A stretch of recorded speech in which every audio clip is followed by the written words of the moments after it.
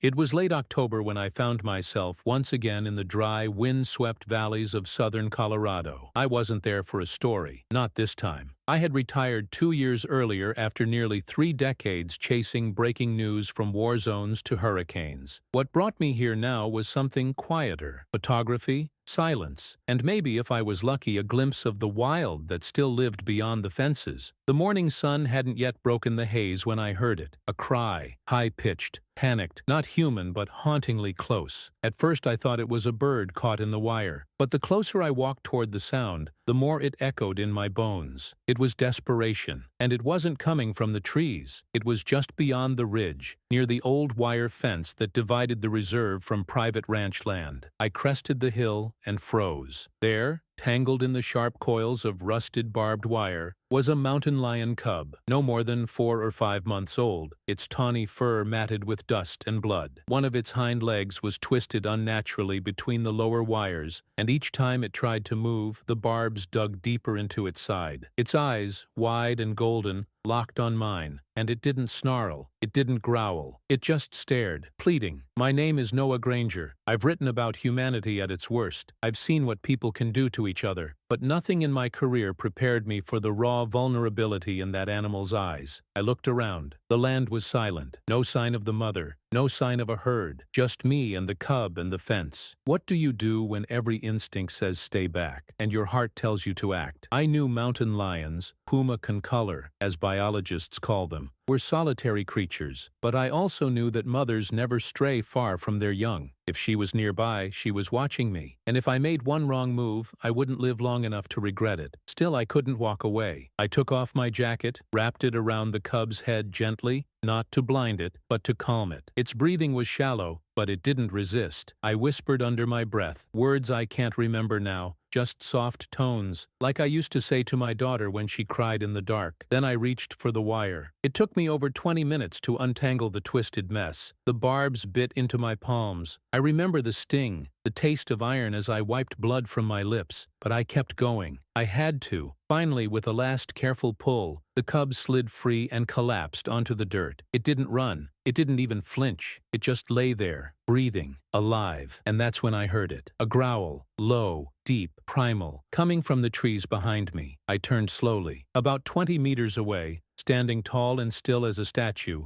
was the mother. Her coat shimmered in the early morning light, and her yellow eyes bore into mine with a force that made my knees lock. She didn't charge. She didn't roar. She simply walked slowly toward her cub. And then something happened that I still can't quite explain. She paused, just a few feet from me. The cub raised its head and mewed once. The mother looked at it, then at me. We were three beings: predator, prey, and something in between, sharing the same space, bound by something deeper than instinct. She didn't attack. She didn't run. She stepped between us, nuzzled her cub gently, then lifted it by the scruff with her jaws, and she left. I stood there, frozen, breathing, bleeding, changed. The real story, however, didn't begin at the fence. It began with what happened afterward, what the cameras captured in the days that followed, and how the world reacted when nature responded in a way no one expected. But I'll get to that. For now, I'll leave you with this. Sometimes the wild doesn't fear us. Sometimes it watches. And sometimes, if we choose compassion over caution, it remembers. I didn't plan to share what happened that morning. Not at first. Back at the cabin, my hands were wrapped in gauze, trembling slightly as I poured coffee into a chipped enamel mug. The wind outside hadn't calmed, but something inside me had. I'd lived a life behind the lens, capturing pain, resilience, disaster, and somehow this moment with the cub felt too personal, too sacred for headlines. But that was before I reviewed the footage. I had forgotten the GoPro mounted to my backpack, always rolling when I hiked, more out of habit than purpose. That morning, it captured everything. The cub's cry, the way my hands worked through the wire, the pause when the mother appeared, and, most hauntingly, her eyes locking onto mine just before she took her cub and vanished into the trees. No background music, no editing, just raw sound, wind, breathing, A quiet act of something human and something not. I uploaded the video privately, sent it to a friend from the Denver Post, told her I wasn't sure what to do with it. She watched it in silence. Then she said 4 words I hadn't expected. "The world needs this." 3 days later, the video went live, and within 24 hours, everything changed. The comments started slowly. "This gave me goosebumps. I've never cried watching wildlife footage before. There's something ancient in her eyes." By the end of the week, the video had reached over 10 million views. And not just views. People felt it. Artists were sketching the moment. A composer in New York wrote a piano piece inspired by the cub's cry. Parents emailed me saying they showed it to their children to teach compassion. And then came the biologists. Dr. Elaine Whitford from the Colorado Wildlife Institute reached out personally. She had studied mountain lions for over 20 years. "Noah," she said during our first call, "this interaction defies what we understand about these animals. They are solitary, defensive, especially when protecting their young. What you experienced wasn't just rare, it might be unprecedented." She invited me to speak at the university. I hesitated. I wasn't looking for attention. But then she said something that stayed with me. "When humans stop acting like predators, nature notices." That following Saturday, I drove to Boulder. The auditorium wasn't packed, but it was full enough. Students, professors, a few local journalists, and, to my surprise, park rangers and ranchers. People who lived on opposite ends of the conservation fence. Many of them had never spoken to each other before that day. I stood behind the lectern, camera shaking slightly in my palm. I played the footage again, this time on a massive screen. I didn't narrate. I didn't need to. When the mother appears from the trees, there's a silence in the room so complete, I can hear someone breathe in sharply 2 rows down. When she stops near me, one man whispers, "God." After the video ends, no one claps. No one speaks for a moment. Then, slowly, hands rise. Questions follow. Not about me, but about her. Why didn't she attack? Do animals recognize kindness? Was that trust? I answer as best I can. But the truth is, I don't know. I'm not a scientist. I'm not even a wildlife expert. I'm just a man who couldn't ignore a cry for help. Still, that day sparked something. A week later, the State Wildlife Service announced new efforts to remove dangerous fencing along key migration corridors. Schools started incorporating the footage into environmental education. And in Colorado Springs, a mural went up, 3 stories high, of the mountain lion mother and her cub. But the most unexpected call came from a man named Keith Harlan. He owned the ranch adjacent to where I found the cub. He had installed the barbed wire nearly a decade ago. His voice was gravelly, weathered by sun and age. "You made me see them different," he said. "I used to think they were just threats to my cattle. But when I saw how she looked at you, hell, I've seen less understanding in people's eyes." He paused. "I want to take that fence down." And so we did. It took nearly 2 days, with volunteers, park rangers, and even a few local teens helping to cut and roll the old wire. I kept looking toward the ridge, half expecting her to appear again. She didn't. But sometimes, late in the evening, I thought I heard movement in the trees. Not threatening, just watching. On the final morning, as the last strand of barbed wire came down, Keith stood next to me, wiping sweat from his brow. "Never thought I'd cry over a damn fence," he muttered. I didn't answer. I didn't need to. This isn't just a story about a cub, or a man, or a fence. It's about the thin line between fear and compassion, and what happens when we choose to cross it. Sometimes nature responds with silence, but sometimes it answers. 3 weeks had passed since the video was released, and life in the valley was anything but normal. I had returned to the cabin for a weekend alone, part to rest, part to think. The world outside was still buzzing from what they had seen, but here, in the quiet openness of southern Colorado, time felt slower, older. The winds still swept down the ridges in the early morning, and the cottonwoods along the stream had turned gold. That Friday evening, I was sitting on the porch, nursing a cup of tea and scribbling notes in an old field journal. I was reflecting on a question someone had asked during the university lecture. Do wild animals remember kindness? I didn't have an answer, but the land, I thought, always remembers. That's when the first one appeared. I saw her through the scope of my camera, almost a silhouette against the sunset. A mountain lion perched silently atop a rock formation about 100 yards from the cabin. She wasn't moving, just watching, alert, regal, motionless. At first I thought it might be the mother, but something in her posture, the angular structure of her head, it felt different. I took one photo. Then she vanished behind the ridge. The next morning, the second one came. This time, he was closer, young, lean, probably a year old,